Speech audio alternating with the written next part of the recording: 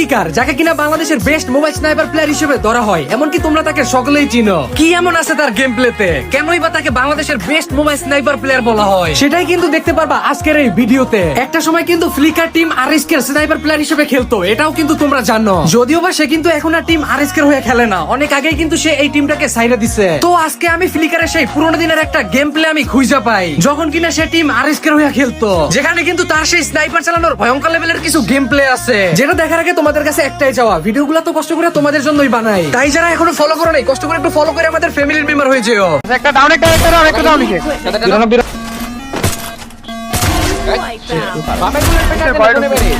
বামে থেকে পেছন দেন, টাকা তো দেখেন 65 63 নামো 63 আবার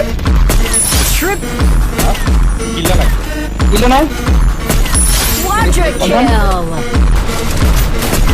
রাশিয়া দিছে প্লেট আছে মাসি নেক মারতে লাস্ট ট্রিটমেন্ট ওয়াই চাবা আরে গাইস নাইস গাইস